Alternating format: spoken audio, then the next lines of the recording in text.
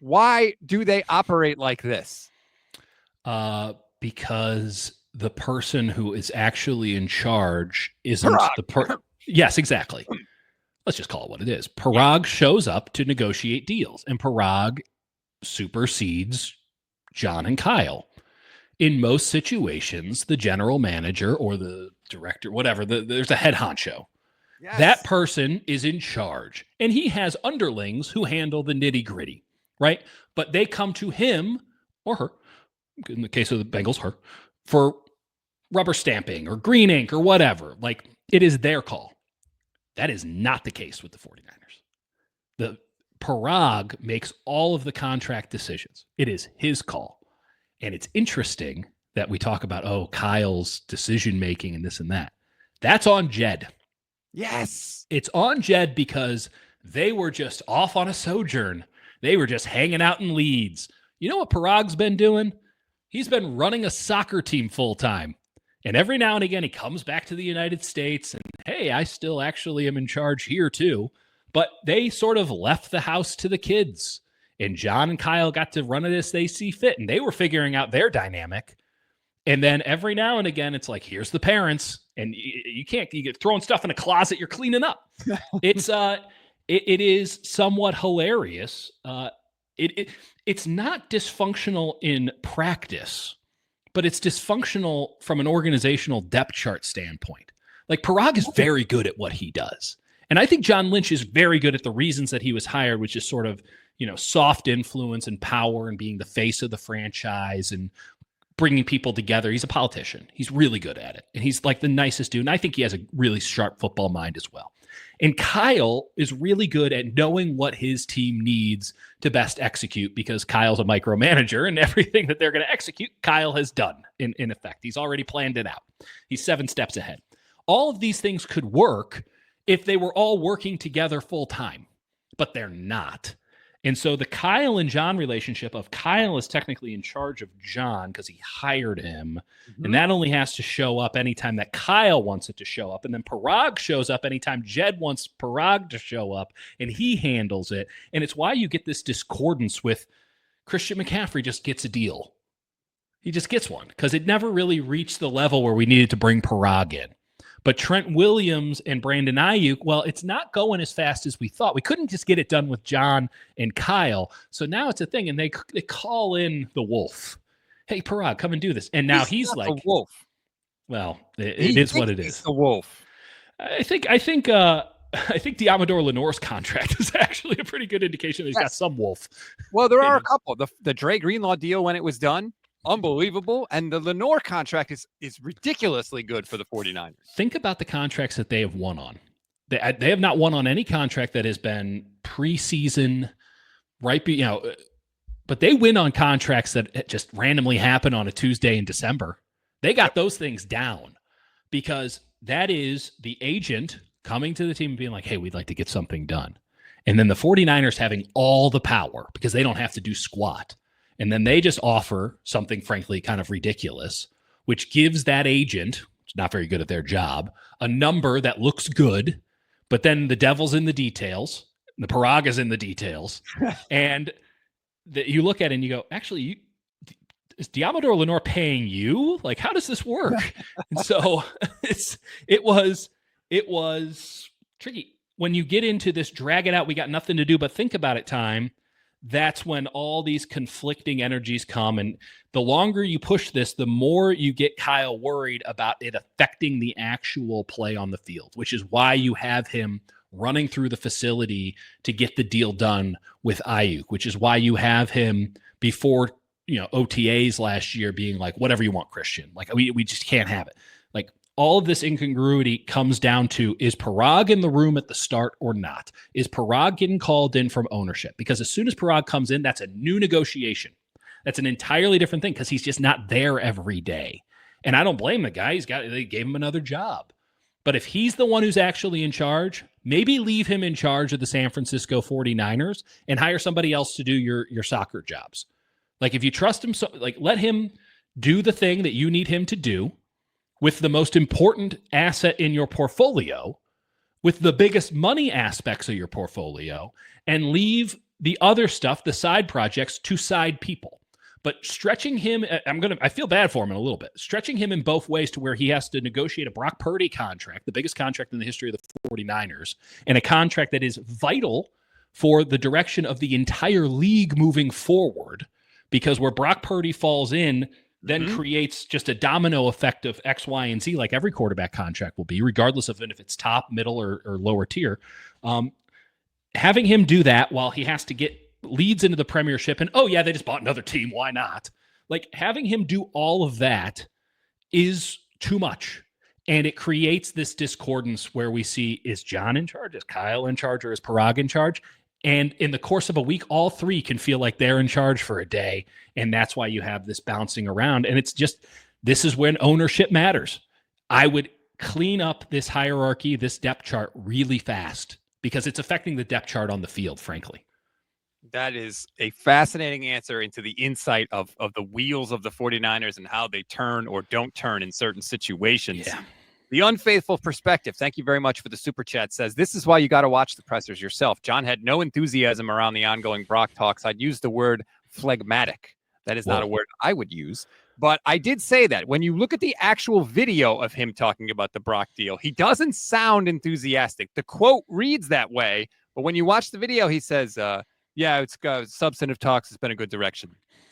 Yeah, I listen, it's going to be painful for all parties. The only way that this comes out as a win for everybody is if everyone feels like they lose, because it's that much money. I'll say this, though. The most interesting thing was, you want to talk about reading into body language and energy and vibes and all that? He wanted nothing to do with the George Kittle contract question. He's like, nope, don't like that. Next question. Not verbatim, but in spirit. Whereas at least with Brock, it's like, we're working on it. I get the sense that everybody is just frustrated with the severity of the Brock situation. Like, no one wants to make a mistake on something this big. His agent doesn't want to make a mistake because this is the all-time payday. He doesn't want to do wrong by Brock. The Niners overtly, they've discussed this publicly, feel some sort of responsibility towards Brock. Right. It ain't your fault that no one else wanted to draft him. Right. It's not, yeah, it's what it is. This is not your fault. You don't owe him squat. You really don't. You know what you do? You owe him if you want him to continue to play for you. But you don't actually owe him for like overtime work. You know, you're not on the hook, you know. And so this idea of, we want to do right by right. Don't forgive. I'm so sick of the Niners doing this. We want to do right by our guys thing. Clearly, they're not doing right by their guys at this juncture anymore. When you were trying to establish a culture, when you come in and it's John and it's Kyle, and you have been handed a big sack of you-know-what, and you're being told to turn it back into the San Francisco 49ers gold, it's one thing to say, like, when we get good players, we're going to pay our good players good. Like, that's one thing to establish because you needed to get that out into the marketplace. Like, we're back. We are a flagship brand in the NFL. We are one of the biggest, we are one of the richest SOBs in this entire sporting universe. We got it, and we're ready to use it. We're taking the stick and we're waving it around. That is something they had to establish. That is not an issue anymore. No one questions if the 49ers, who are hosting the flipping Super Bowl, have the financial might to play in the big leagues. No one's questioning.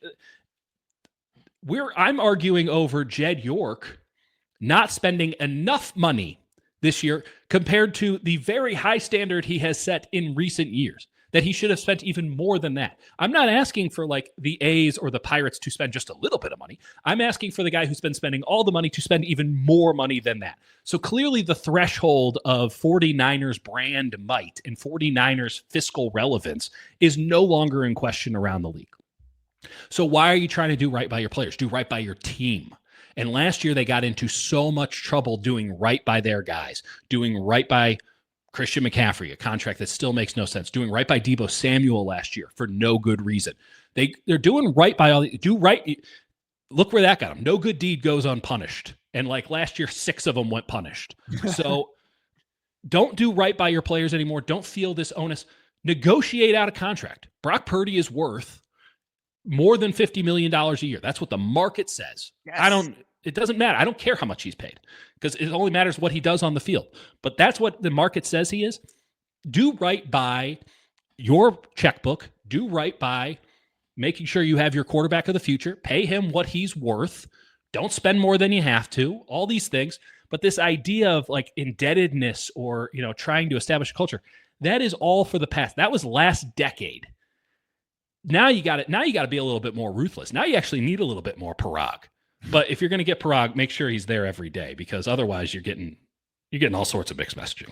Well, and maybe what you just explains what I'm about to say. But like my whole thing with Brock was, if you want to say he's not worth the money and you want to trade him, I'm fine with that. Yes. But decide before free agency. Like, yes, do that. Decide before the draft. Right. Like, give yourself a chance. Yes. And if you just make a decision of, we're going to either get this thing done by this date or we're going to trade him, that could solve a lot of their issues also. But they don't do that. And maybe it's because, like you said, the guy that ultimately can get a deal, paraag, is not around. And so they got to finagle all that crap. And this is the other thing too. It's a big difference between, so think about the difference between Brandon Aiyuk last year and Trent Williams last year. Trent Williams is like, I don't have to show up to work at all. I could retire. I'm going to the Hall of Fame. Mm-hmm. He was open. He's like, I don't really need a Super Bowl to justify anything I've done. Like, y'all can cut. You want to give me my money or not? Here's what I'm worth. This is the number. You either come to the number or you don't. I'm good either way. Right. That is a strong negotiation tactic. The person who wins negotiations is typically the one who can walk away from the table. Brock Purdy, quarterbacks are the only position, save for maybe the Trent Williams of the world, where the quarterback's like, we can play this thing out. Every year I'm going to cost more. Brock Purdy's entire football life has been about people underestimating him. You don't think that he gets off on that a little bit? Like, oh, you're not going to pay me? Let's play. Let's do this. I was drafted last. I went to Iowa State. Like, let's do this thing. Like, I'm about it. I am 6 foot tall and the tallest shoes I have. Let's play. And the idea that Brock Purdy would be discouraged from doing a franchise tag route a la Kirk Cousins is laughable to me. That's guaranteed money. It's not in the 49ers' interest to do that if they believe in Brock Purdy, which they overtly say they do. And at some point, the contract's going to have to prove it. But if you want to play the franchise tag game with Purdy, I think both sides would be justified in doing that. And the fact that both sides can be justified in doing the franchise tag game puts all of the onus on the 49ers to put the money up, because then you have the cost certainty that you're alluding to, which is you want decision certainty. The Niners want cost certainty and decision certainty. I'm not saying that it needs to get done tomorrow. I'm not saying at this point it needs to get done by like the first week of August. He can miss a week of training camp. It's not going to matter. They didn't do anything in training camp last year. So the idea that there's this thing, but like if Brock just wants to say, we'll deal with it next offseason, franchise tag me, we'll deal with it, so be it. But at least let's get on the same page with that. And I do think that the Niners might be struggling with the concept that they don't hold a true deadline over Brock's head, and that Brock's out here buying like 12 trucks on whatever salary he had going on last year. So like he'll be fine. Like I don't think Brock is, too worried about paying his bills. Like I really don't. He's got boot money. He's got, Toyota money. Yep. He's been working Alaska Airlines. Like I think he's got a 2-bedroom apartment. Like he'll be fine. Like Brock Purdy is never planned for, I got bills I got to pay. I got a 20% APR on this thing. Like he's fine. There's no issue there. So the idea that, he has to get it done. At some point, he'll feel the pressure. Like, that's not true. Kirk Cousins never felt the pressure. It worked out wonderfully for him. Mm-hmm. Dak Prescott never felt the pressure. It worked out wonderfully for him. This is a quarterback who's kind of in the Kirk Cousins, Dak Prescott realm, for being honest. Too good to get rid of. Not good enough to just give the blank check to. And when we're in that situation, and this is what the franchise tag is for, and I really do think the Niners are struggling with the fact that Brock Purdy's might want to just run this thing all the way to the end, because at some point it might be $70 million a year, given the way that quarterback inflation's going. Oh, it's going to be a fun offseason. I'll say that. Dieter, I'm already sick of talking about it. We haven't even started the offseason yet. Let's talk about 6th-round linebackers. Come on. Buckle up. More Brock talk is certainly coming, but I can't thank you enough for giving us so much of your time. Again, oh, so much fun.